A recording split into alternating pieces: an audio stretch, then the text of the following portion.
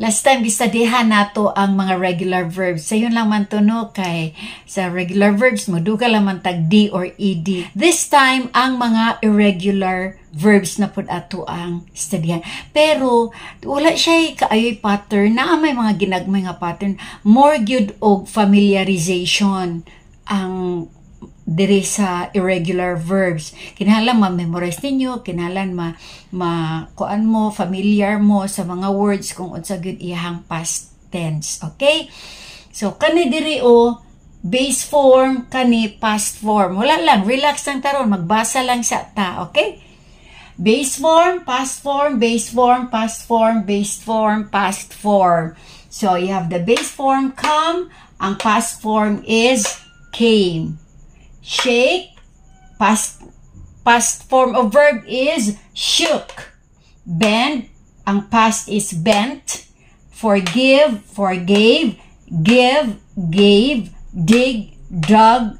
Pay, paid. Read, read. Ang read diri kay pareho lang sila spelling, pero ang red diri kay murag color red ba.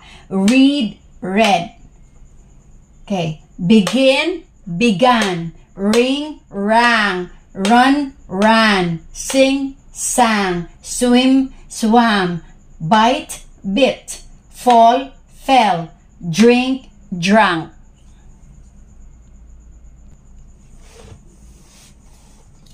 Blow, blew. Leave, left. Draw, drew. Hold, held. Know, knew. Throw, threw.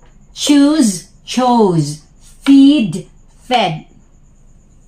Blow, blew. Leave, left. Draw, drew.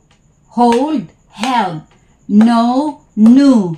Throw, threw. Choose, chose. Feed, fed. Mao na siya. Actually, daghan pang mga irregular verbs. Wala pa ni katunga ni atong gipangbasa. Pero sige lang, ako lamang isulat and then i-post para mabasa po ninyo. And then, ma-familiarize ninyo kay importante yun ni siya. Kay, bisag kabalo pa ka mo kabalo pa ka sa format or kabalo pa ka sa pattern paano maghimo og sentence nga naa sa past tense, pero mali imong spelling, mali ang imuhang pag-conjugate, mali gihapon. Kay imbis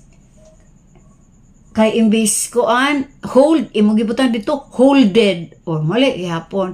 So mali gyapon imuhang sentence. Kinahanglan ma-familiarize nato. Okay?